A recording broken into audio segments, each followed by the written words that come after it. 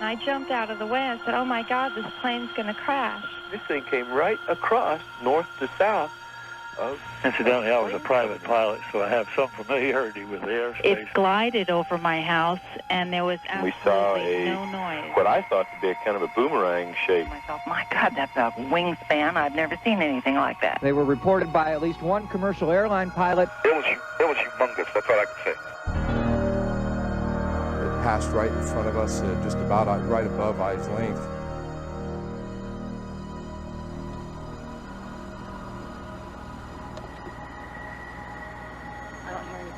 No, I don't hear anything.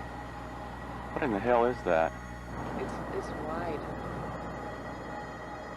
I came out second after Monica, and I remember looking at it. It was coming over the mountain, and it was like almost as wide as one of the humps, and it was very low. It's coming across the sky, and as it's moving, it's blocking and unblocking the stars.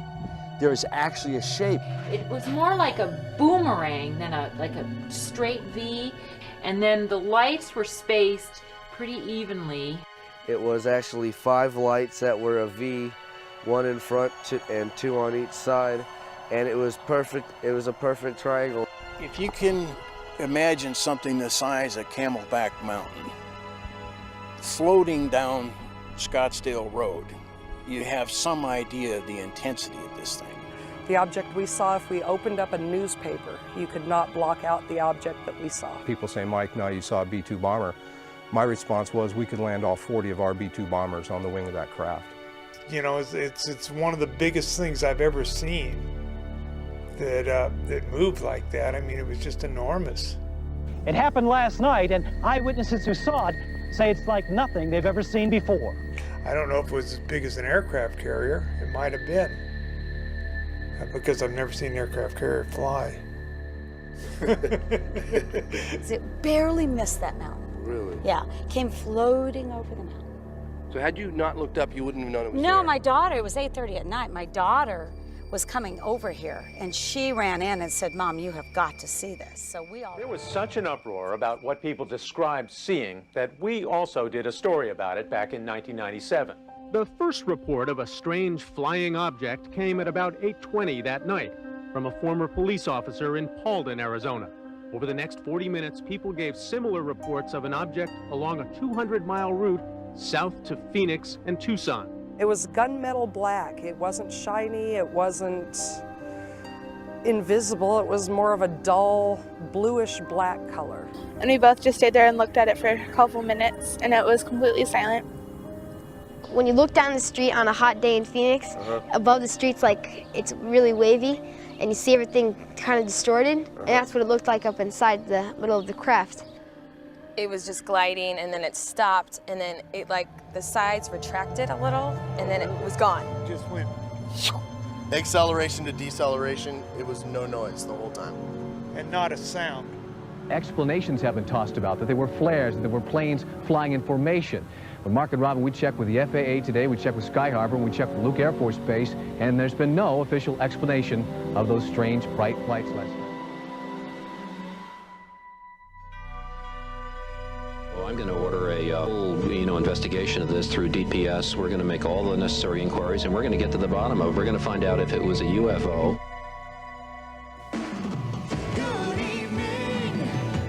I'm Patty Kirkpatrick. Remember those mysterious lights in the sky? Well, the governor says there are new leads in the case. Good evening, Arizona. Governor is holding a news conference on the lights in the sky over Phoenix in March. Let's listen in. And now I'll ask Officer Stein and his colleagues to escort the accused into the room so that we may all look upon the guilty party. Don't get him too close to me, please. It's, This just goes to show that you guys are entirely too serious.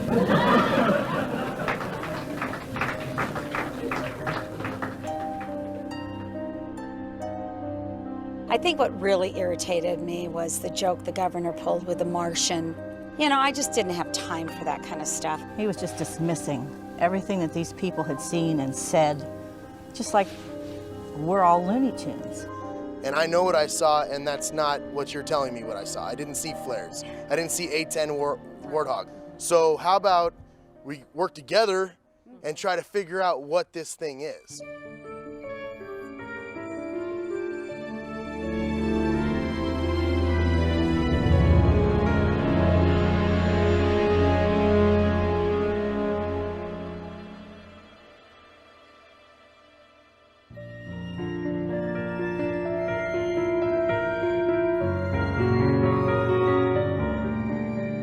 So when you hear someone says they saw a UFO, you think they're crazy? Yes, I think they're crazy, yes. What puzzles me is why people laugh at the subject of UFOs, but when the laughter stops, everyone secretly wants to know, are they real? You see that now? See a big one? See it going? Did you see it? Jeez. I don't know if I want to know if UFOs are real, because then that raises a lot of other issues. Who are they? Why are they here? Are they going to hurt me? Do they have chocolate? When I told my father I wanted to make a documentary about UFOs, he said I was crazy. In fact, my whole family did. And 95% of the time, this stuff is crazy. But the remaining 5%, that is what keeps me going. This man in the saucer, can you describe him? What year was this taken, do you know? I'm James Fox, and I've been curious about UFOs for a long time. If you look down at the very bottom, there's the little disc. Very curious. Look at that. Evidently, the Air Force is curious too. In pursuit of this obligation, And in 1952, they admitted it. we have received and analyzed between 1,000 and 2,000 reports. There have been a certain percentage of this volume of reports that have been made by credible observers of relatively incredible things. All blacked out? Wonder what was under there. With the help of investigative reporter Leslie Kane, I decided to put together some of the best witnesses from around the world for this film. Almost 10 years after the termination of Project Blue Booking. The cases and photographs you are about to see represent some of the best evidence that UFOs are real. It's of unknown origin. What were they after? The beam of light that came down at our feet. Ms. James? Beams were going down into the WSA. Hey, we are all in the limo and we're on... The operator in the tower would verify that, and several of us. So they were looking for fissile material. I hear the same question over and over. If UFOs are real, then surely someone in the know would be talking. So what time are we actually going on the air? Or I think 6 o'clock, you guys. Hey, Chris. Yes, we need everyone.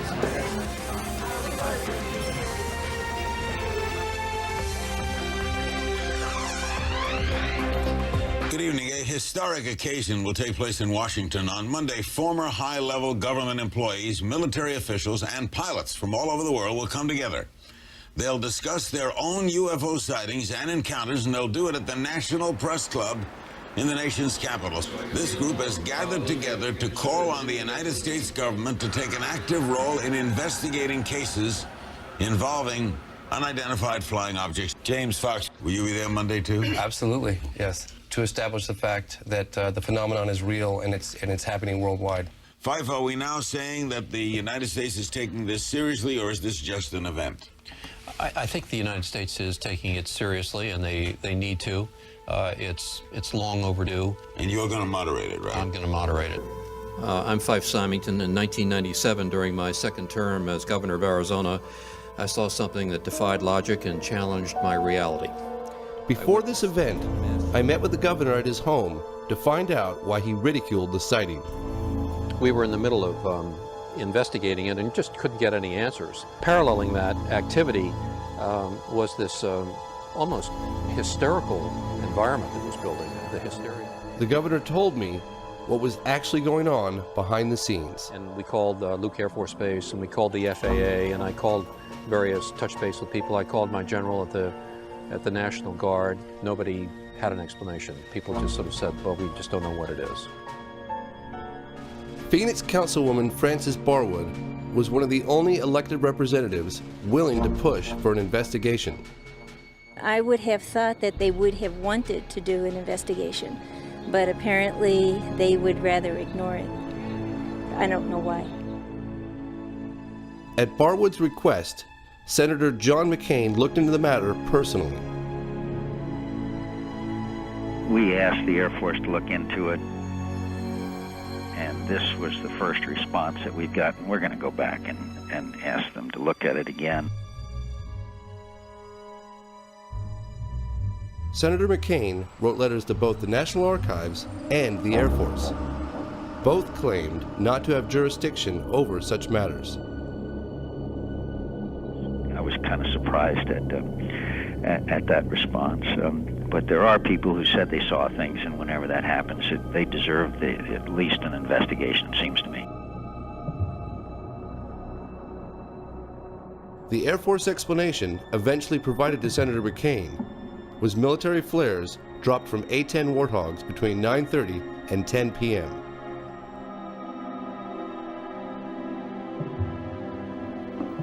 Oh my God! Oh. I hit pay dirt, finally. According to some analysts, these lights captured on film were flares. Well, that is a totally different configuration than we've ever seen before. Yep. But this does not account for the large boomerang-shaped object seen by the governor and hundreds, possibly thousands of others across the state beginning several hours earlier. I mean, it clearly had a shape to it, and a big shape, and it was a constant shape. And you can't control flares that way. There's just no way they were flares. Why can't they tell us? I mean, what's it going to hurt? I would like for them to come out and say, that's top secret, and we're not going to tell you what it was. The V formation. I was only able to find one video taken of the earlier sightings. Over a period of somewhere between. I was, however, given this video taken by an Army colonel a few years earlier. It reminds me of what Arizona witnesses described seeing. There's no sound, and it's not planes flying in formation. I don't hear anything, do you? No, I don't hear anything. What in the hell is that? Can you see the stars? Can you see through it? Right behind Yeah, I see it now. And it's that's not planes flying in formation behind it either. It's another triangle. What would you say to the people about it? I'd say I saw an unidentified flying object of massive proportions float over the city of Phoenix and Scottsdale, and I don't have the damnedest clue what it was. I saw it. It was over my house. I saw it for 5 minutes. It wasn't something that was a flash that I only saw for a second. Could it have been? I know what I saw. And I get very upset, and I was wondering why they won't find out what it was.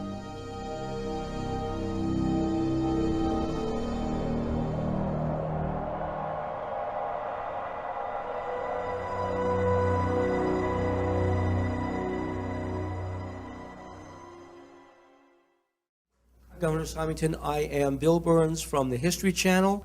Just a quick question. When you were giving your press conference back in Phoenix, were there any external pressures on you to diffuse the situation in the way you did, or did anyone instruct you not to comment on the truth of what was happening in Phoenix? Well, the only external pressure, and it was significant, was the fact that there was just this massive public reaction to the lights over Phoenix. I mean, we've just being inundated by the press and people coming into my office saying this thing is just reaching heights of hysteria and concern. I'd never seen that before. I mean, I'd been in office for quite a while, and I'd never seen kind of that reaction. And so three of us sort of sat down at the end and decided to try to lighten the mood a little bit. Well, I'd like now to set the record straight. I never meant to ridicule anyone. My office did make inquiries as to the origin of the craft, but to this day they remain unanswered. I still don't know what it was. As a pilot and a former Air Force officer, I can definitively say that this craft did not resemble any man-made object that I'd ever seen. Well, I now know that I'm not alone in witnessing something extraordinary. That's the bottom line. There are many high-ranking military, aviation, and government officials, many of whom are here today, who share my concerns. Some of them have truly exceptional stories to tell. Hundreds of people saw a majestic triangular craft with a span of approximately 120 feet. Powerful beaming spotlights moving very slowly without making any significant noise, but in several cases accelerating to very high speeds. Physical traces on the ground from the craft were confirmed by the local police.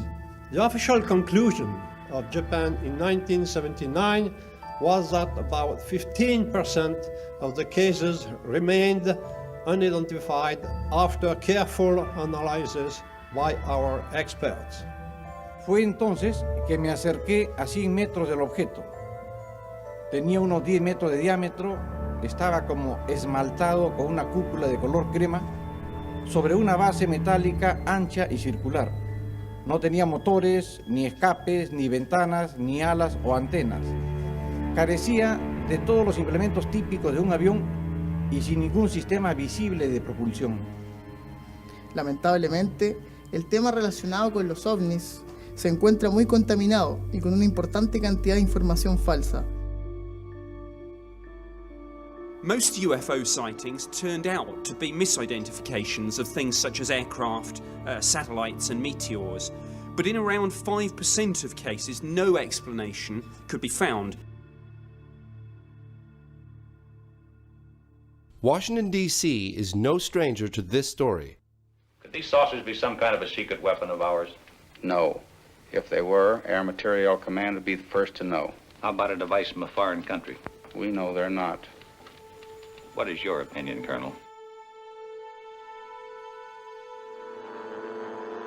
The U.S. Air Force's involvement with UFOs started back in World War II when pilots reported being followed by luminous orbs. They were nicknamed Foo Fighters. By 1947, flying saucer sightings were getting national coverage. They flew like erratically, like a saucer would if you skipped it across the water. According to this memo titled Opinion Concerning Flying Discs by General Nathan Twining, the phenomenon reported is something real and not visionary or fictitious. No, it just come up like that and then it tipped and just, I mean, it really went. It didn't have no smoke, no motor, just the wind.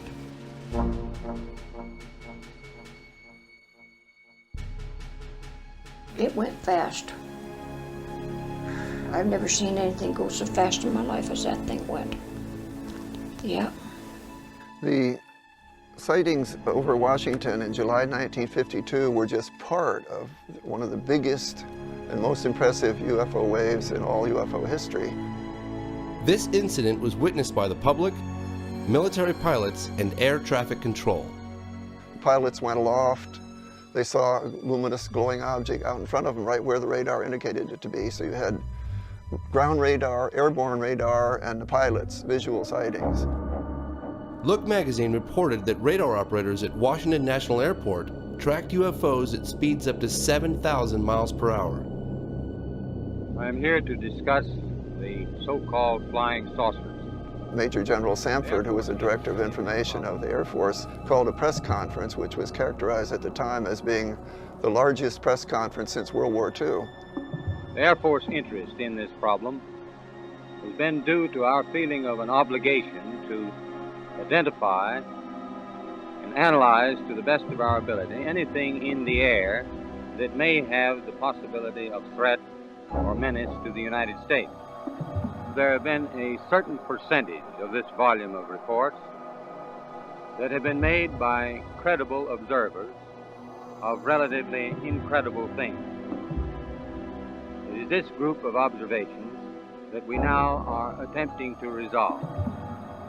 Did the Joint Chiefs of Staff talk to you or concern you about the unknown and the unidentified flying object? Oh, yes, we discussed it at every conference that we had with the military, and they never were able to make me a concrete report on Do you have what anything they'd on the seen. subject, sir? No, I haven't anything on the subject, and there's always things like that going on, flying saucers.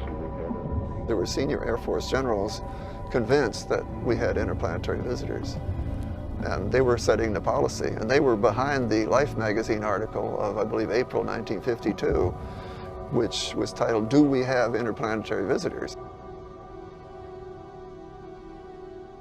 You read the story, the answer obviously was yes. With the cooperation of the United States Air Force, Life magazine conducted an exhaustive one-year study. Out of a number of conclusions, this one caught my eye. No power plant known or projected on Earth could account for the performance of these devices. Dick Calderhose is a journalist and a qualified pilot. He saw what he believed to be a flying saucer. The flight from Winnipeg to Vancouver in jet aircraft, we're fairly high, about 37,000 feet. Coming up in the mountains, just about sunset, this unexplained light was, or disc-shaped object was down in the darkness. So I just happened to have a camera with me, and we took a picture. In my opinion, I think they were worried that it would panic the public if they knew that someone had vehicles that had this kind of performance way back right after World War II, period of time. So they started telling lies about it. Dr. J. Allen Hynek investigated UFOs for the United States Air Force for over 22 years. The most well-known of these investigations was Project Blue Book. Where media is not in this 1979 interview, Dr. Hynek revealed why the Air Force changed its public position. They were strongly guided by the CIA because the CIA was not concerned so much with UFOs as they were with UFO reports. They were afraid, actually, that if another nation wanted to perpetrate another Pearl Harbor, that if their agents spawned a bunch of false flying saucer stories that might clog the military wires, as actually happened in 1952. So they devised the so-called Robertson panel, of which I was an associate member at the time. A very prestigious panel. I was one of the lower-ranking ones. They had Nobel Prize winners and whatnot on it. But at any rate, they handed down the dictum, which then became sort of the unwritten law of the Air Force. Don't rock the boat. Play it down. Cool it. Don't get the public excited. What is your answer to the people who are sure there are spaceships and they say that you and the Air Force are in cahoots? Well, first of all, this business about being in cahoots is just simply a downright falsehood. And I know, having been in Blue Book for nearly 20 years, that whenever an interesting case came up, the very last thing in the world they would do is to notify the media. And when the media themselves found out something, the Air Force did its best to play it down. It's called it a balloon, called it a star, called it... Balloons, meteors, satellites, aircraft seen with the sun glinting off of them, and birds. Our critics continually charge that the United States Air Force is withholding information from the general public on this subject. This is absolutely untrue. And there is nothing in the records which would indicate that we have been visited by any advanced civilization. There's nothing to hide. There's nothing to hide at all. Good evening. Reports of flying saucers are nothing new. When it got to the top of the trees, it stopped. So it looked like a round disc. Residents of the area saw it. The police saw it. Sergeant Newell Schneider of the Sheriff's Office remembered it well enough to draw it. What do you think it was? Well, if they call it a flying saucer, that's what it is. The Air Force sent its chief scientific consultant on UFOs, Professor J. Allen Hynek, to check the Michigan sightings. A little bit of swamp light appears here. It goes out. Another one appears over here. That goes out then. But the illusion, as viewed from a distance, is that the objects have moved back and forth. The citizens of Michigan didn't buy it and asked then Congressman Gerald Ford to investigate. Mr. Ford, what about flying saucers? You've had some in Michigan in the past week. Do you really believe in flying saucers? You've called for a congressional investigation. Dave, we've had several incidents in Michigan in the last week. Incidents that many reliable, good citizens felt were sufficient to justify some action by our government, and not the kind of flippant answer that was given by the Air Force where they passed it off as a swamp gas. Now, this is not an attack on the Air Force spokesman or the project spokesman.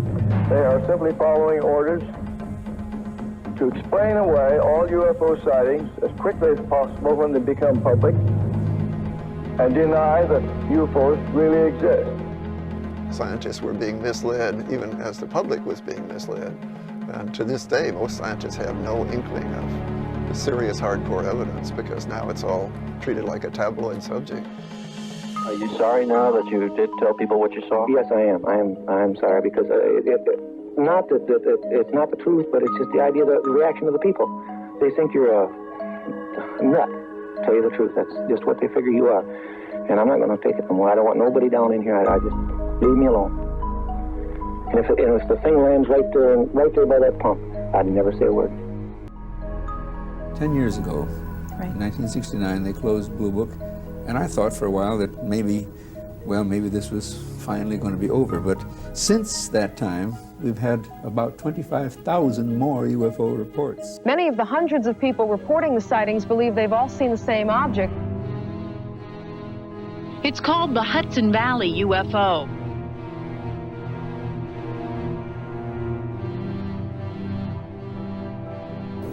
Not quite. I'm going to tell you something, honey. I don't know what the hell it is. It moved in a very straight line, very slowly. There was absolutely no noise. There was not a sound. And it moved smoothly? Very smoothly, almost like it was floating. It was silent, it was hovering. I mean, airplanes can't hover. Do you believe in UFOs? Personally, no, sir. How do you know that you're not being used? How do you know that you know the full story when you can't?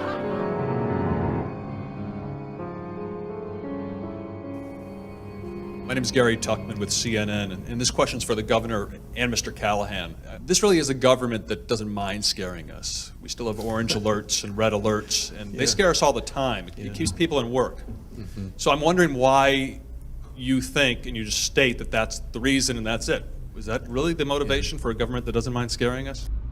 If these phenomena are as technologically advanced as they appear to be, then one could say that we're completely vulnerable as a civilization. And that's, to some people, that might be horrifying. And I'm just speculating on that feeling of vulnerability. And so a lot of people like to say, well, you know, we're not vulnerable. That's just not true. That didn't happen. And they shut it out of their minds.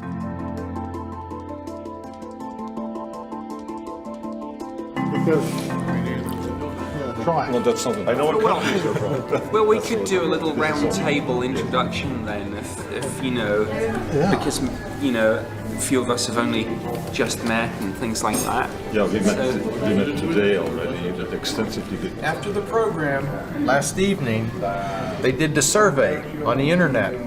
And they asked people, do you believe in UFOs? What were the results, 75 or 80%? 83% said yes. So you have a chance here. You have a chance. We have an opening. You make it.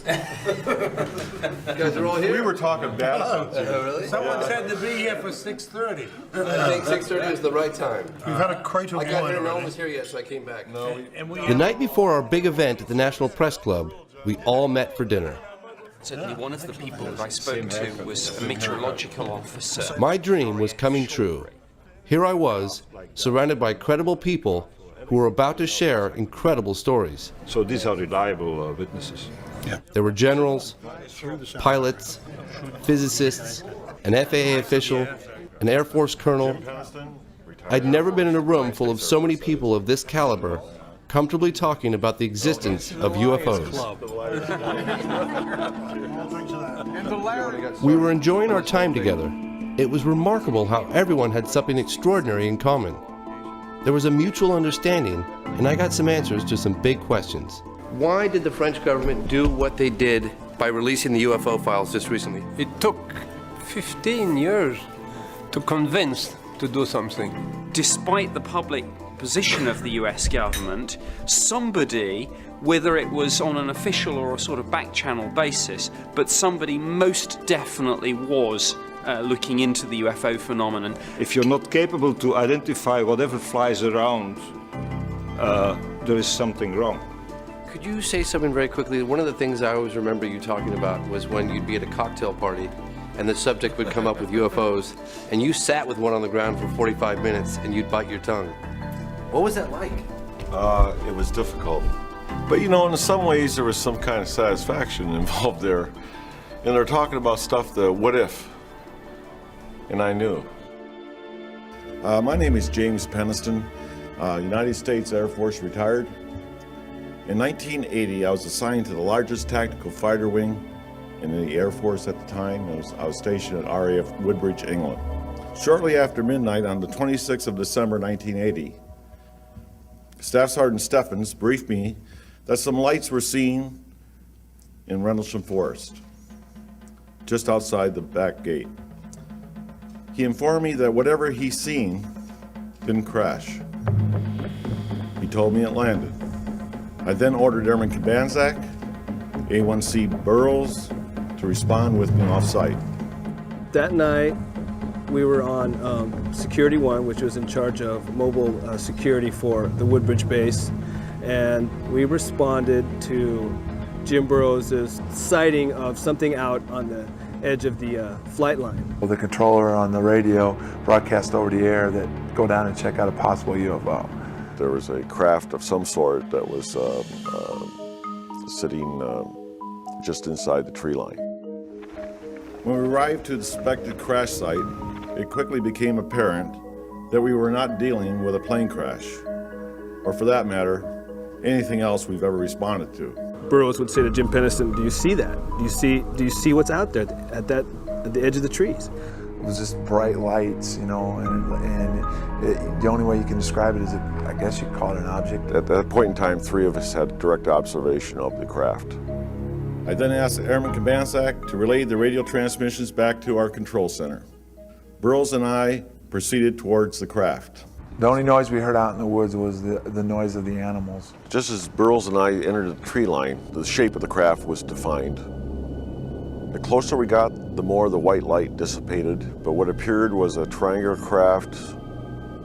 When we approached it, it was, I say it measured probably about 9 feet long, maybe 6 feet high, a little higher, maybe 6.5 feet. The lighting emanated from the fabric of the craft, and it would actually move around. I mean, it would move. You'd have different locations where maybe a little blue lighting was going into it, or maybe a little red. And then there must have been some type of lighting underneath of it because it silhouetted the aircraft itself. I had went around and started doing a 360 walk around the area, recording my observations. I was looking underneath the craft like that. I had taken quite detailed notes on that. Type of aircraft still unknown. No apparent landing gear. No sound, but appears to be pulsating somehow. Yeah, it was pretty nerve-wracking. I mean, there's something there right in front of you, you don't know what it is. I would go ahead and feel the craft, which was warm. There was static electricity in the air. Very warm to touch. Identifying markings are on left front side. As I came around to the one side of the craft, there was etching on the face me just above the center part of the craft itself. Of course, this is done all freehand as I was walking around the craft, but these symbols ran from left to right across, and then underneath that line of symbols was this, which is triangular, and some type of circle here, some type of circle here, and a larger circle here. And of course, all this was filled in with the etching part of it. I was curious about the symbols that Jim Pennison copied in his logbook. I had these symbols enlarged and then showed them to cryptologist and mathematician George Daglish.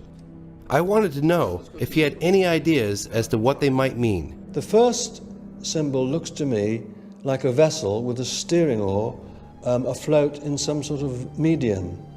The second symbol looks like a glyph associated with a mathematical idea known as the Fibonacci series, which is found everywhere in nature. And this is what we have here. The root of a Fibonacci series, 1, 2, and 3, taken as a whole, which is a rather clever glyph, all in one.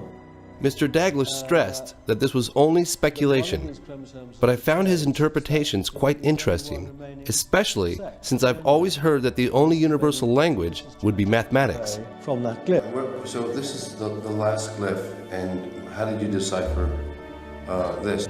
They could represent an apse in an orbit, a perigee, or an apogee. And if they are apses, apogees and perigees, it means that the orbiter is doing a highly precessive orbit, like that. So if you were going to survey a planet, and this is an orbiter, I assume, which would be a very sensible arrangement if you were using the vehicle as a surveying vehicle, because you would get a maximum look at the planet. I don't think they were trying to send us a metaphysical message about the beauty of life or the reason for the universe or anything like that, or their own existence. I think it's just more a utilitarian marking so that they knew what craft they were dealing with. I knew that that craft could not have been made by man.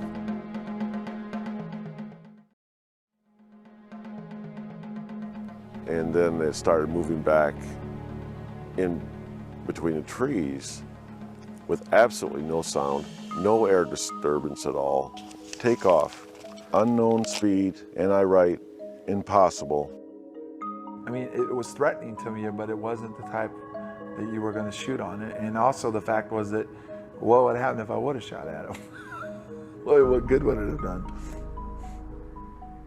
That night, over 80 Air Force personnel, all trained observers assigned to the 81st Security Police Squadron, witnessed the takeoff. The information acquired during that investigation was reported through my military channels. The team and witnesses were told to treat the investigation as top secret. Thank you.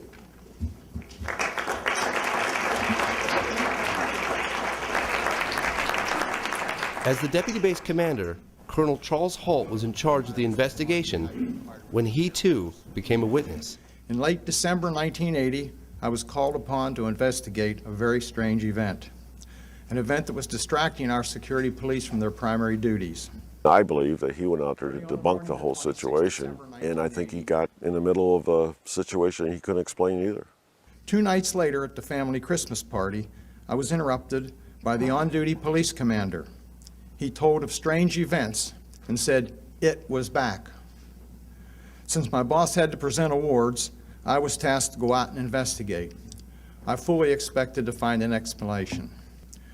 During this entire event, I was fortunate to have with me my small pocket recorder. It's a little in there. What you're about to hear are excerpts from the original recording made that night. There was no doubt about it. There's some type of strange flashing red light ahead. There's yellow.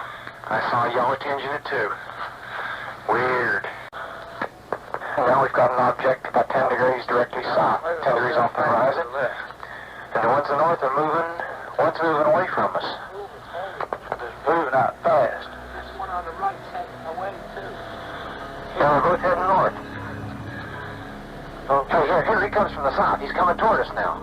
One approached at a very high speed and sent down a strange beam right at our feet. Now we're observing what appears to be a beam coming down to the ground. This is unreal. Another object sent down beams of light into the weapons storage area. The whole time we had difficulty communicating with the base, as all 3 radio frequencies that we were using kept breaking up. I have no idea what we saw that night, but I do know with great certainty it was under intelligent control.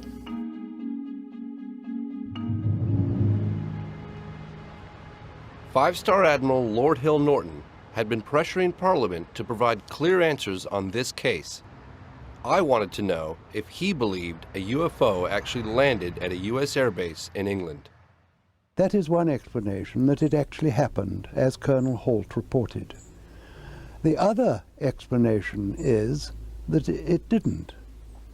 And in that case, one is bound to assume that Colonel Holt and all his men were hallucinating. The British Ministry of Defence's position is that nothing of any defense interest took place. This position was strongly criticized by the Admiral. That the colonel of an American Air Force base in Suffolk and his merry men are hallucinating when there are nuclear-armed aircraft on the base must be of defense interest. If indeed what he says took place did take place, and why on earth should he make it up, then surely the entry of a vehicle from outer space, certainly not man-made, to a defense base in this country also cannot fail to be of defense interest. Outside the Parliament building, I met with Nick Pope.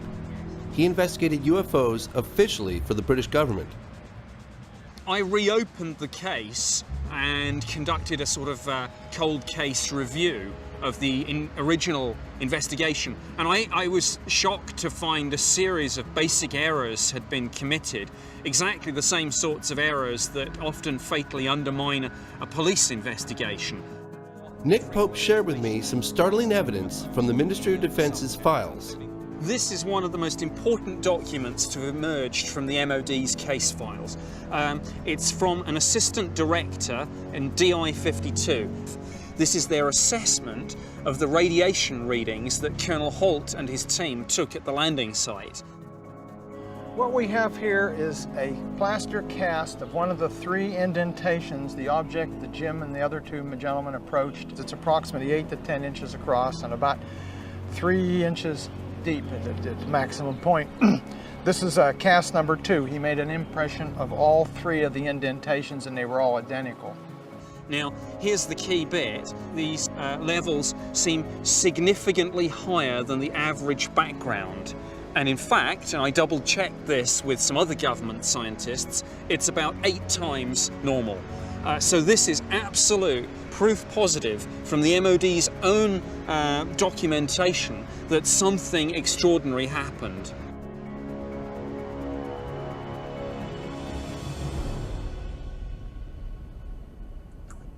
Back in America, I arranged a meeting between Colonel Holt and Sergeant Nevels, one of the men who was with him that night. Well, I don't believe it. Hello, sir. How are you doing today? It's been a long time. Long. These men shared an extraordinary experience, one that puzzles them to this day. Still wobble a little bit, but I make it. I was glad to have brought them together after 28 years. If you've been there and done that, it's a whole lot different than the skeptics that we sometimes run around with, and they can't believe us. And a lot of the other people that were involved, especially Peniston and Burroughs and all, have had all kinds of complications and career problems. I did too. Peniston retired as a tech sergeant and probably should have made chief. There's no doubt about it. There's some type of strange flashing red light ahead. There's yellow. Step by step, Colonel Holt and Sergeant Nevels went over what happened that night. It's brighter than it has been. Yellow. It's coming this way. It is definitely coming this way. What was going on right there? It was approaching us. Yep. No way of calculating how fast it was going. It was just gone. The turns were 90-degree turns. They were just abrupt. Right, and there's no way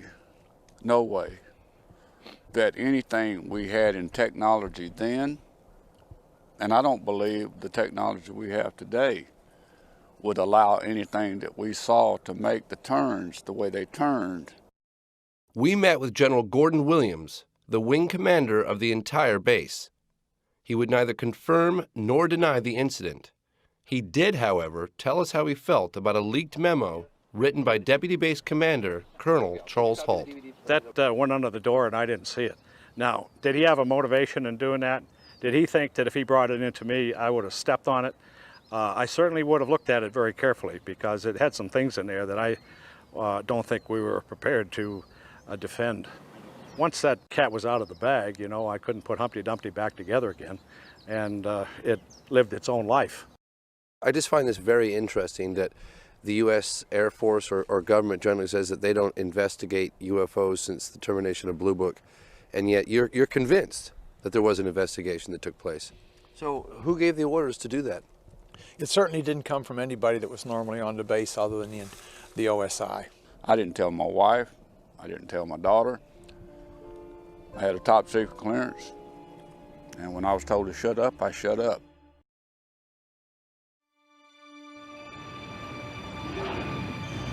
去る11月17日、日航貨物機がアンカレッジで UFO を目撃した。そしてその事実が1ヶ月後、共同通信により新聞各紙に発表された。What I'm about to tell you is about an event that never happened. For an event that never happened, FAA official John Callahan certainly has a lot of evidence. They brought the voice tapes. He kept audio recordings between the cockpit and the tower as the incident unfolded. He has 30 minutes of taped radar that confirms the UFO, a chart that documents all the objects in the 747's flight path, and the official FAA report. Event that never happened. According to Callahan, all of this was presented to the CIA in a private meeting. When the pilot first reported the UFO, he described it as a huge ball with lights running around it. He said it was about 4 times bigger than the 747 he was riding. And remember, the 747 has an elevator. And he's looking out the window and he sees something that's 4 times the size of his aircraft. What you're about to see and hear are excerpts from the actual radar and cockpit conversations as the incident unfolded.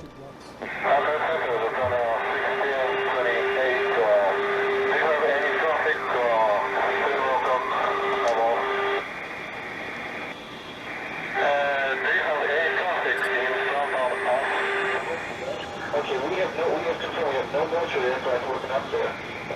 Defender 1620 is Roger shot, picking up a hit on the radar, approximately 5 miles in trail, your 6 o'clock position. Do you concur? Defender 1620, yes, sir. If you're able to identify the type of aircraft, if you can tell whether it's military or civilian. We don't identify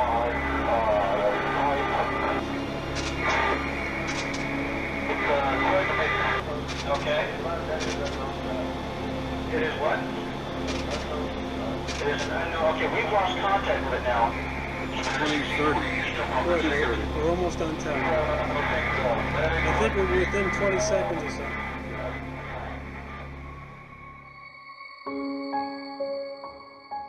So one time he says it's over here at 12 o'clock and 8 miles, and when the antenna goes by, we see a target there.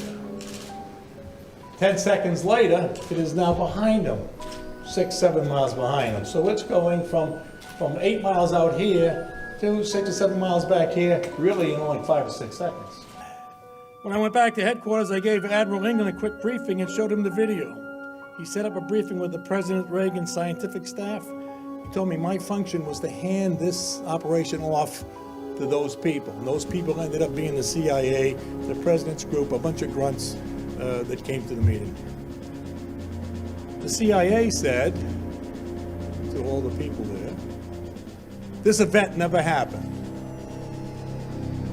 We were never here.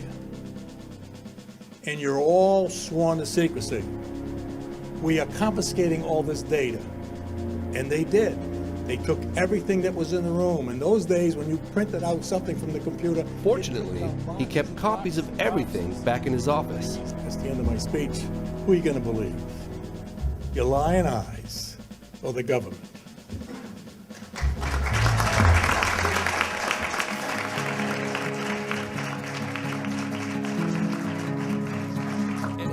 Well, how do you feel about your husband coming forward? Well, I think that that's John. John is comfortable in what he says and what he does, and that what he sees, he will tell what he sees, and I don't think anybody is going to tell him that he can't. And I'm proud of him. I think he does a good job, and he's telling the world what it should know. One of our greatest success stories was getting General Jafari from Iran to D.C. It took 3 months of negotiations to get his visa. Jafari was one of 2 Iranian fighter pilots ordered to intercept a UFO hovering over Tehran, Iran in 1976. The pilot in the first jet lost instrumentation and communication. When he got too close to the brilliant object, so he headed back. About 10 minutes later, they scrambled a second jet which I was piloting. General Jafari scrambled his F-4 Phantom jet to get a closer look.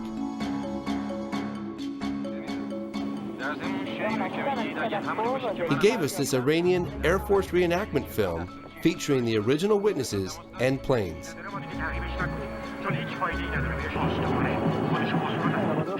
Even though Jafari's F-4 fighter jet was traveling at the speed of sound, it was nowhere near fast enough. Imagine, when I was looking here at about 70 miles out, and he jumps all of a sudden 10 degrees to my right, In this angle, 10 degrees, this part which it was traveling becomes about 26.7 miles per moment. I don't say per second, maybe less than a second. Jafari was flying towards the UFO when a smaller object separated from it and headed right at him. His only instinct was to shoot at it. But that turned out to be a bad idea.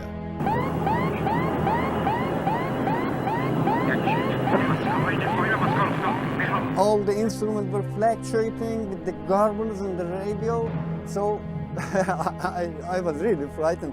So I decided to turn away, and I said, if it comes closer than about 4 miles, I will jump out. So, having maneuvered away from the object, Jafari's control panel returned to normal, and he regained contact with the tower. حال شما میتونید شاروخی هم بشینید، اما آخرین دستور اینه که بیایید تهران بشینید. Despite the United States government's claim that they have not investigated UFOs since the closing of Project Blue Book in 1969, this Defense Intelligence Agency report, made in 1976, indicates otherwise. It was obtained through the Freedom of Information Act. So you think the reason why they're not telling us is because they can't trust everyone?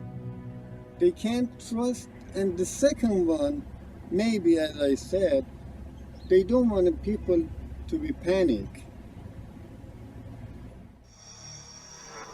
Now, we don't take sides on 360. We like to present you with facts and information from different angles and let you make up your own minds about things. That's particularly true with mysteries. And for many Americans, there's no mystery greater than UFOs. James Fox helped organize today's UFO-related event in Washington. He joins me now, along with astronomer, former Air Force pilot and skeptic, James McGahey. Thanks for being with us, both of you. Why should, what this panel is calling for essentially is some sort of government investigation of it. Why shouldn't there be further investigation? Well, there have been investigations, and it was... Well, hang on a second. Let me just state this clearly. One of the things you keep interrupting me, sir, please. One of the things I want to mention very quickly is that the official position from the Air Force is that they terminated Project Blue Book in 1969, and there has been no official investigation since then. However, we found evidence to suggest the contrary on a number of cases. In Tehran, the general said the Americans were making discreet inquiries about the case there, as well as Bentwaters, England. The colonel said that the OSI came in and investigated that case. So you believe there is a government investigation going on, you just want it more public? They're making discreet inquiries, unofficially, yes. Well, UFOs are basically a modern space-age mythology. It's a conspiracy wrapped in superstition and myth. Where does this superstition and myth come from? And how can it be so pervasive? Within a few months of the original saucer report, practically everyone in America was conscious of flying saucers. Oh, there's an alien who's trying to kill me. Oh! Now, did you see a UFO? I did, and the rest of the account, it was unidentified flying object, okay? It's like, and so, wait, we're just getting started. You've got to be kidding. And then I would say, where was it?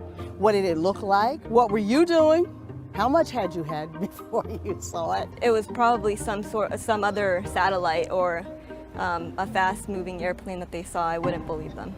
I mean, I know there's been sightings, random, not well documented. Well, Jay Leno once asked, if these extraterrestrials are so highly evolved, how come it is that they only address people named Bubba who are out hunting and fishing?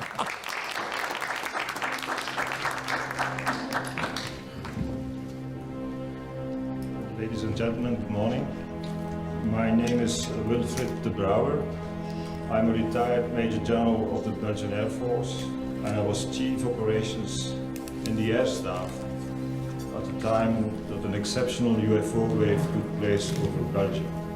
The nature of this sighting was such that people identify a large triangular platform with very intensive spotlights and also hovering, being static at a certain moment,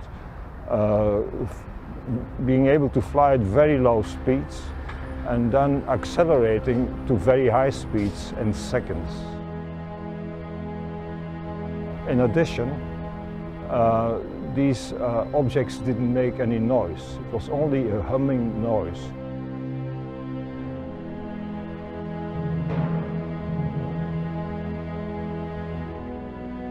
Were there ever any inquiries from the American government to the Belgian Air Force regarding unidentified flying objects? Yes, well, some informal inquiries, but nothing formal. I would have liked to see a formal request. But some people came to my office and asked about this phenomenon and also what we thought about it, and asked to have a copy of a video which was taken by one of the aircraft which tried to intercept one of these objects. And I said, yes, you can have a copy, providing there is a formal request. And we never received a formal request.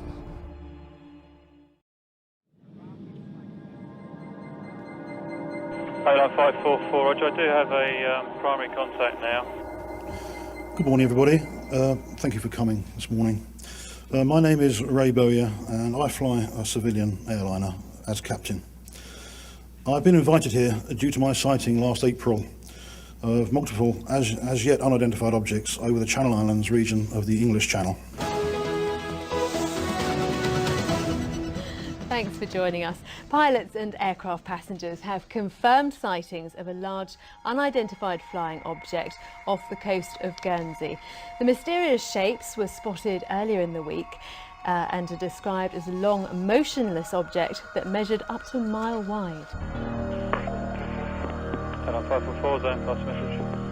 Do you have any traffic, not really say how far, but by 12 o'clock level? Roger, I've got a very bright object,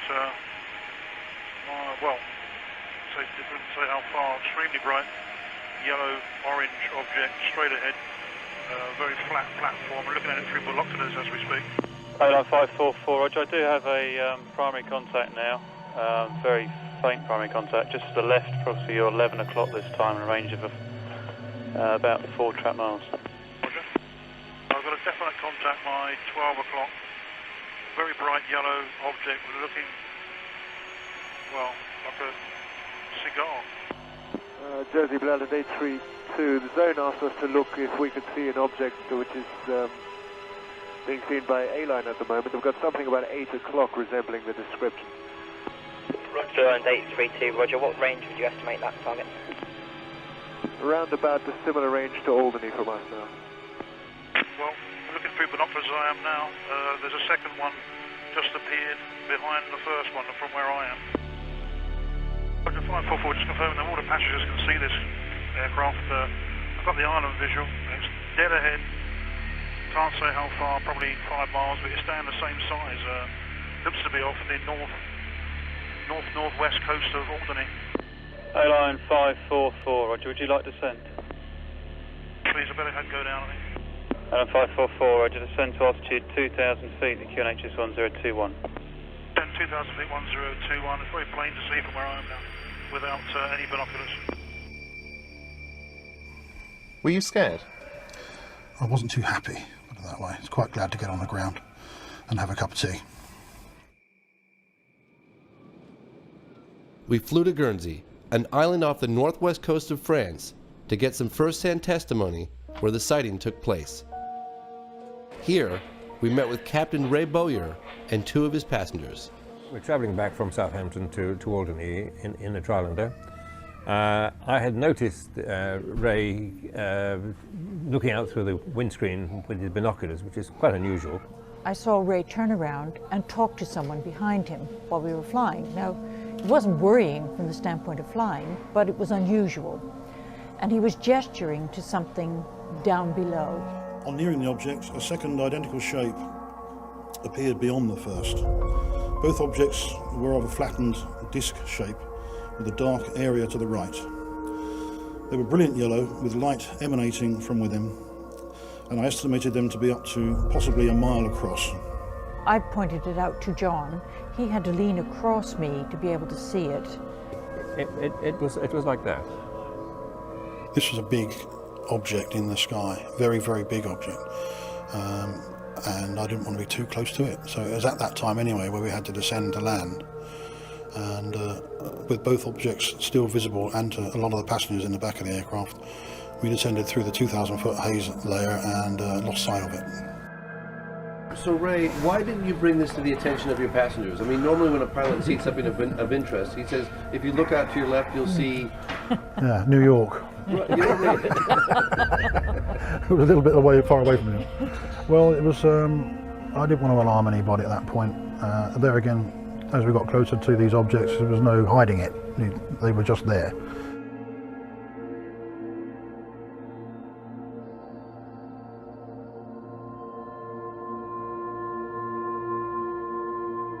I've taken note of some of the differences between the British and the US reporting system. It appears that attitudes on opposite sides of the Atlantic are very different when it comes to the required reporting and recording of this type of event. I would have been shocked if I was told that the CIA in UK would obstruct an investigation, or if the CIA told me that what I had seen was something entirely different. But it seems that pilots in America are used to this sort of thing here. I returned home from Guernsey to find a DVD sent to me from Salida, Colorado. Listen carefully to the 6-year-old girl who points out a UFO to her dad. Dad, can a spaceship grow bigger like that? Huh? Huh? Uh-huh. It could. I'm not sure what the sounds are, but the object reminds me of what Ray and his passengers described seeing. It moved over that part of the sky there. It probably moved 100 miles in a matter of a second or two. These up there now, you know. You see that now? See a big one? See it going? Do you see it? Oh, you can't see it. I can't see it with this. Jeez.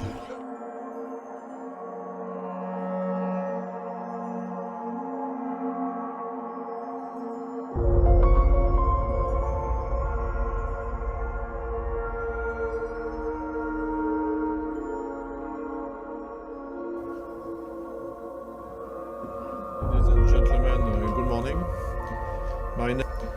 My name is Jean-Charles Duboc. I am a retired Air France captain. During Air France flight 3532 from Nice to London on 28 January 1994, I observed with my crew a UFO in broad daylight near Paris. And it looked like this, with a bank angle of 45 degrees. It seemed to be a huge flying disc. It stabilized and stopped moving. It was about 1,000 feet wide. The most incredible aspect is that it became transparent and disappeared in about 10 to 20 seconds. My co-pilot, Chief Steward, and I quickly realized that what we were seeing didn't resemble anything known to us, and we reported our sighting to Reims Traffic Control. There is a crew of 3 persons plus radar correlation at the same time, not the same place but the same time, and that means that we have had something real over Paris one day, a huge thing. Good evening. Last week, several people in Stephenville, Texas, a small rural town of about 15,000, 70 miles southwest of Fort Worth, witnessed what many are calling a UFO. James Fox, I know you've been probing this for a long time. We've never got an answer to this. Why do you think the Air Force doesn't want this out? Well, I mean, what are they going to say? We don't know what's flying around in our airspace with impunity? Why can't they say that? I think that possibly could. I wish they would. If the Air Force is listening tonight, why don't you tell us the truth?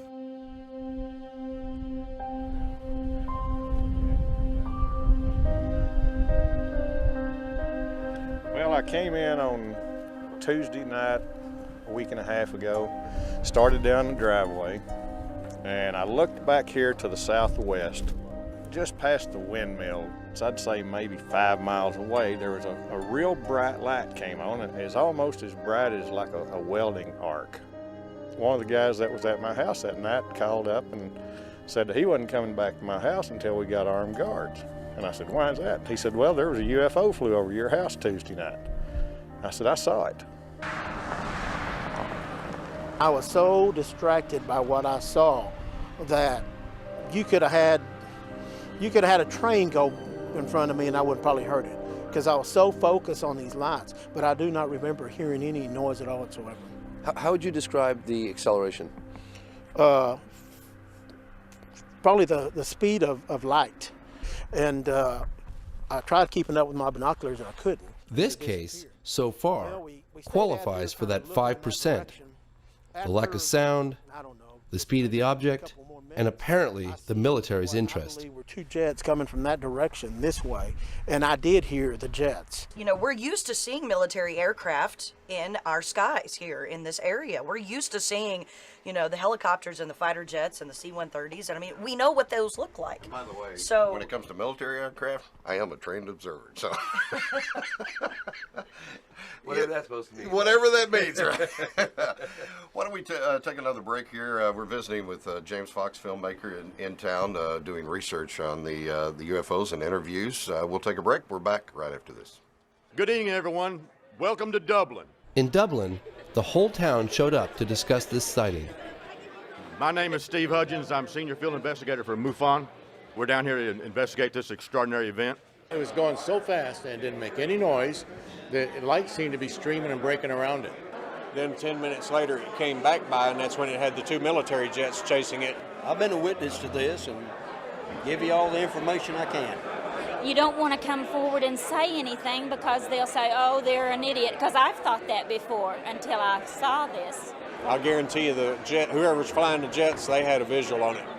It was incredible. I listened to many witnesses and then went to the editors of the local paper where this story first broke. Headlines. I mean, these are all headlines. Angela Joyner saw me on CNN the night before and assumed I had all the answers. Major Carl Lewis at Carswell, I've talked to him a lot, and he said something of this size would leave a sonic footprint much like what we know as a tornado path. It would just demolish things on the ground. Why don't we see that? I have no idea. That's a good answer. Angela and local radio station Mandatory FM introduced me to Ricky Sorrells. We had a drink at the local bar where he agreed to meet with me the following day. All these aircraft in the area, they wouldn't normally be flying. They told me that Ricky had seen a lot more than lights in the sky. Hey, we can hold that door, kiddo. I used to think that people that saw this and came on camera and said this kind of stuff, I thought, man, these guys need some help, you know? But it happened to me, and I can't change that. I had a hard time dealing with it, but... So you looked out all the way in that direction, you didn't see the edge? Looking up, Ricky said he could not see the edge of the craft in any direction. You couldn't see the edge of it? Couldn't see the edge of it. But I do know this, it's bigger. You could have landed an airplane on that, I believe. God, it's an incredible story. Nothing, no sound, no when it was hovering, nothing when it moved from left to right, and nothing when it took off. And holding his rifle and sometimes actually looking through his scope, Ricky stood under the craft for about 3 minutes. I don't know if you've ever been in that situation, but no, I certainly haven't. I've been in it only very few times in my life, but I had to slow my mind down to actually think about what to do with it, the information that I was receiving for the first time. And that's what I did. I studied it. You know, I seen no nuts, bolts, rivets, seams, no welds, none of this. It looked like a piece of sheet metal. You know, it wasn't shiny. It was a dull, I don't know what you call it, matte finish maybe. And this is what I had a hard time with, was if something was to leave, in my mind, it should pivot up and go, like an airplane would. This did not do that. This stayed completely flat, and it went at a 45-degree angle away. and it took off at such a high rate of speed that no way I can describe it as if I would have blinked. I would have thought it just disappeared. On January 21st, 2008, Robert Powell and Glenn Schultz received radar data from the FAA. This image was created directly from that data. Each black dot, and there were over 140, represent radar confirmation of an unknown object whose flight path is seen heading towards Crawford Ranch. I just want to know what it is. You know, why was it here? What was it? Is it ours? You know, that kind of thing. Although the military initially denied being in the area, the official explanation from the Air Force is now a flight of F-16s. After each witness I meet, I find it increasingly difficult to accept the military's response. I've actually stepped back and tried to view the big picture. I would like to find out what it is. And if people believe me, okay. If they don't, that's okay too. T-minus 15 seconds and counting. 9. Mercury astronaut Gordon Cooper was the last American astronaut to go up in space alone. He orbited the planet 22 times. While stationed at Edwards Air Force Base in the early 1950s, Cooper was part of an event that has never been explained. I was having some cameramen film the installation of a precision landing facility we were putting in right on the edge of the dry lake. And this saucer flew right over them and put down 3 little gear and landed out on the dry lake bed. And they went out, picked up their cameras and moved on out toward him filming. And he lifted off, put the gear back in the well, and climbed out at a very high rate of speed and disappeared. By the time they got back with the developed film, I was on the higher and higher and higher level officer talking to me. Finally with the colonel telling me to, when the film arrived at my desk, to put it in the carrier pouch. There would be a courier there at my office by that time already, and they'd arranged for him to fly in our base airplane back to Washington with these films, and do not run prints, et cetera, et cetera, et cetera. Did you watch the film? We didn't have a chance to run it. I had a chance to hold it up to the window and look at it. It was certainly a good film. Did you ever keep in touch with anybody about it or discuss it? How would I keep in touch with anybody about it? There's no way within the military or within the government of keeping track of something that is classified unless you're directly involved in it, and I was not. This meeting was a turning point for my father. Gordon Cooper was an icon of his generation, and my father was amazed by his story. At that point in time, there was no doubt in my mind that this vehicle was made at some other place than here on Earth. It was, must have been extraordinary. Yeah, well, Buck Rogers and Flash Gordon coming true. After the film was sent to Washington, it was never seen or heard of again.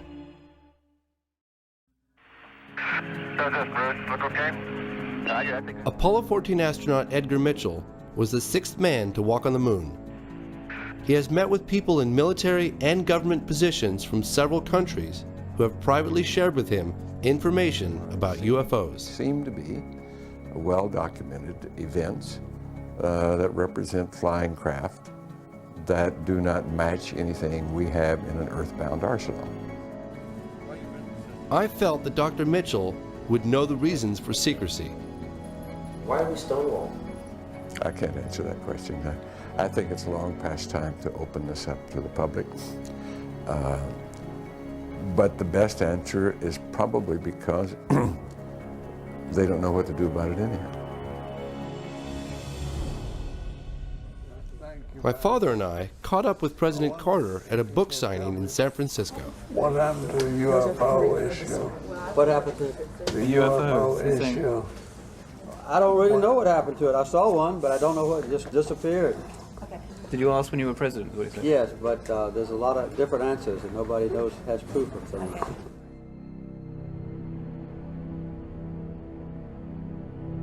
The question of secrecy has puzzled me for years.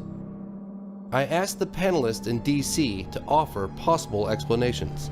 Some of the questions that Man on Street have, and whoever wants to address this can, is why, in your opinion, would any government hide this from the people or not disclose this type of information of what's going on? When there are witnesses or sightings coming in, they are very reluctant to pick up the issue, to investigate, because they have no structure and they don't know how to handle it. Si existe una amenaza de origen desconocido que no tiene explicación, eso podría amenazar este sistema de conservación de poder. I suspect there are at least 5 agencies in the U.S. government that have investigative capability and do maintain files on UFOs.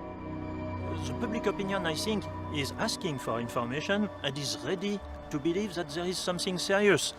If we can convince the government, it could change. Good morning, ladies and gentlemen.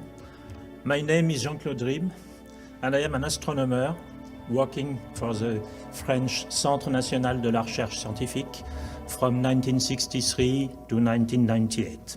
I contributed to the French Cometa report, a 3-year military study on UFOs and national security, released in 1999. Cometa translates as Committee for In-Depth Studies.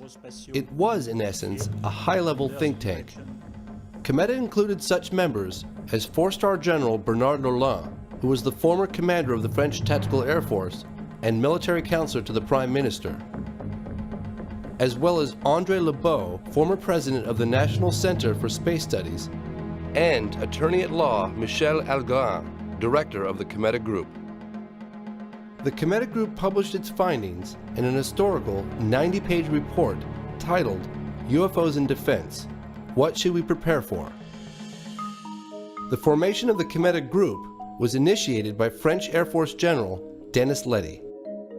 Cometa concluded that about 5% of the cases studied were inexplicable, and that the best explanation was what the authors called the extraterrestrial hypothesis. With investigative journalist Leslie Kane, I flew to France to meet General Letty. We met the general at his home on the outskirts of Paris. We went over some of the more puzzling encounters that led the group to their conclusions. And he saw the disc hovering. Pilot sightings confirmed by radar. Going very quickly out of his sight. And cases involving soil and plant analysis from landing sites. I had looked into one of these cases myself. Farmer Renato Nicolai from Trans-en-Provence reported that a disc-shaped object landed in his garden in the late afternoon. La forme, c'était comme si on posait 2 assiettes, l'une sur l'autre. When he told his wife, she assumed he had heat stroke and had hallucinated. However, scientific analysis of the landing site showed high levels of radiation, and when I visited the site back in 1999, almost 20 years later, nothing had grown in that spot. Coupé beaucoup de fois, et ici. The town of Trans-en-Provence labeled the farmer a flying saucer fanatic. Je peux pas dire que c'était une soucoupe volante, que c'était... J'ai vu quelque chose, il s'est posé, il est reparti. What we're looking at? I mean, what is this photograph? General Letty also shared with us some impressive photographic cases. One of these was featured on the cover of the Cometa report. So it's mapping? Is it mapping the ground? Mapping the ground? And developing... A mapping plane from the government of Costa Rica was flying at 10,000 feet. It had a high-resolution camera running automatically under the fuselage, taking a picture every 17 seconds. On one of the frames, this object was captured.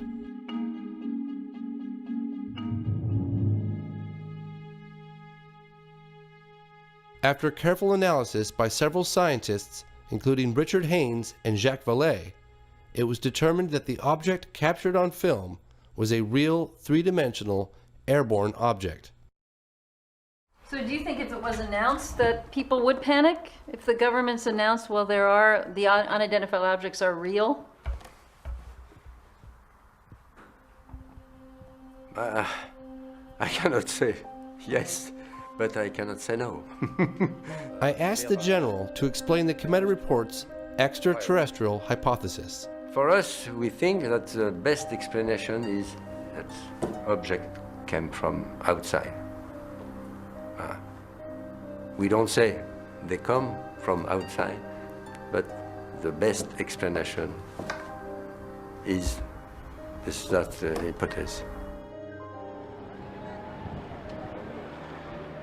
In 2007, an investigative branch of CNES, the French equivalent of NASA, made 1,600 sightings spanning 5 decades available to the public.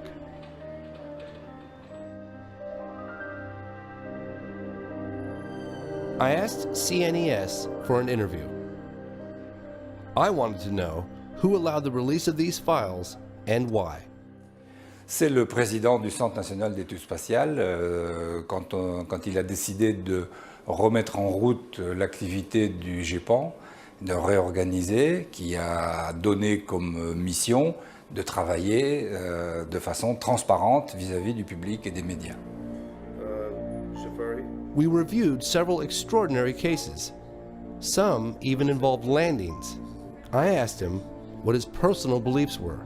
Je crois que probablement nous découvrirons dans le futur que peut-être il y a de tout et que certains cas sont peut-être des visites extraterrestres, mais d'autres cas seront probablement des observations naturelles qu'on n'arrive pas encore à expliquer aujourd'hui.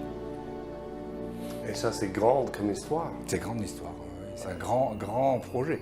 Ouais. Big job. Huge job.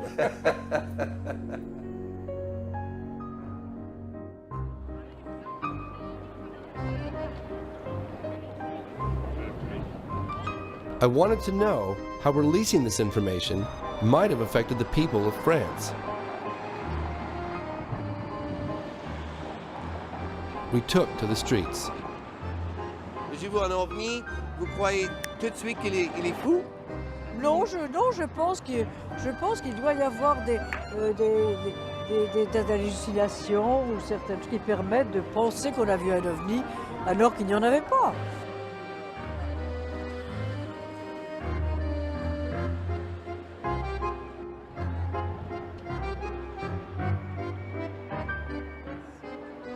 Does it make you scared? Yeah. I'm scared too that they're going to come and they're going to be hostile and they're going to try and they're going to hurt us or do something to the world. Do you think governments know more than what they're telling us? Apart from American governments. Yeah. Est-ce qu'il est possible que ça peut venir ici? Pourquoi pas?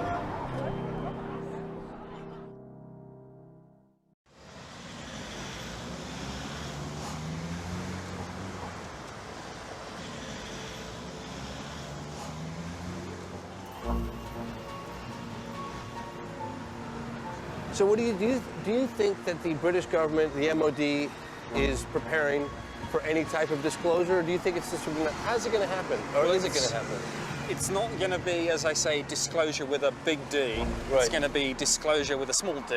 In other words, we will be releasing the files, but in May 2008, the British government began the process of releasing its entire archive of UFO files. From 1991 through to 1994, I was the desk officer responsible for these investigations. And these cases included incidents where reliable witnesses, such as police officers and pilots, reported structured craft performing speeds and maneuvers significantly in excess of anything that they'd seen military jet aircraft perform. In July of 2009, the Ministry of Defense released this document. It's a briefing regarding the mass sighting over England in 1993. In summary, it states, there would seem to be some evidence on this occasion that an unidentified object or objects of unknown origin was operating over the UK. To the skeptics who say there's no evidence, I would say this.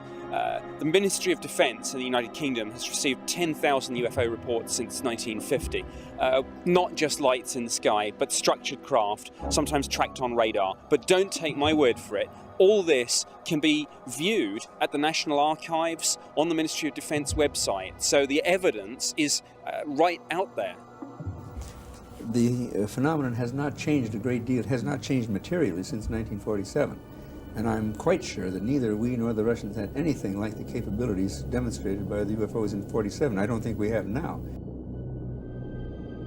Thousands of witnesses now, credible witnesses, which can confirm that indeed they saw activities which cannot be related to terrestrial activities. They're not aerodynamic. There's something else. And the suspicion is that they're anti-gravity or some kind of electromagnetic, gravitic drive to them, which would explain a lot of things that goes on, including the electromagnetic effects on vehicles and so forth. Furthermore, it is not customary for countries to test their secret weapons or secret devices in 133 different countries all over the place. And also, from a moral standpoint, I doubt very much that we would have sent astronauts to the moon using antiquated chemical fuels if we had a way of doing it much more efficiently. If we have, then it's criminal that's being kept strictly in military hands, because this would solve all of our energy problems in the world.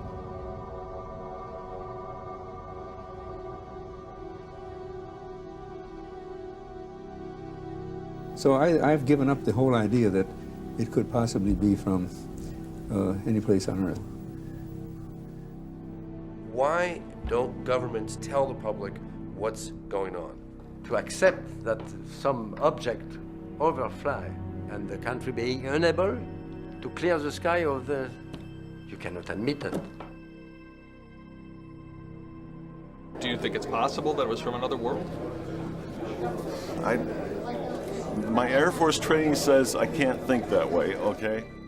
A story this big, there's no way it could be kept secret from the public. What do you say to someone like that that says that? Well, somebody's kept it pretty secret for quite a while, haven't they? Our country needs to reopen its official investigation that it shut down in 1969. The United States government can no longer shun an international dialogue about this phenomenon, and we invite the government to work in cooperation with countries as represented on both sides of me here today. This position is supported by President Clinton's former Chief of Staff, John Podesta. Podesta, also an advisor to President Obama, spoke at a 2002 press conference organized by the Coalition for Freedom of Information. I think it's time to open the books on questions that have remained in the dark, on the question of government investigations of UFOs. It's time to find out what the truth really is that's out there. We ought to do it really because it's right. We ought to do it because the American people, quite frankly, can handle the truth. And we ought to do it because it's the law. Bring up these witnesses from the Air Force and the National Aeronautics and Space Agency. Have them interrogated by members of the House or Senate committee. Let them put their records on the line. And let the people who have allegedly seen unidentified flying objects come and testify. There was one last thing I asked Jacques Patinet, the man who helped release France's UFO files, what advice he would give to the American government. Bon, j'ai pas vraiment de conseils à donner au gouvernement américain, je pense qu'il est... Mais bon, je pense que simplement dire que je pense pas qu'il faut avoir peur de la diffusion de ces informations. Voilà, c'est tout. Mais je ne veux pas me permettre de donner de conseils au gouvernement américain, certainement pas. Mi avión procedía a perseguirlo y nos hemos ido alejándonos y en ascenso de la base. I've met with UFO witnesses from around the world, military officers, politicians, and everyday people like you and me. And he says, this target over here... They come forward with nothing to gain and everything to lose because they want answers. All the way across this valley. Not the same old explanations of swamp gas, military flares, weather balloons, or misidentified aircraft, but the truth. There's no reason for me not to say what I saw. I had nothing to hide. I have nothing to gain. Maybe somebody involved with the U.S. government knows the origin of these craft, but I don't. All of a sudden, 10 degrees to my right. If they're ours, then somebody has been hiding revolutionary technology for over 50 years. I've never seen anything go so fast in my life as that thing went. Yeah. If any of them are not man-made, then we're not alone.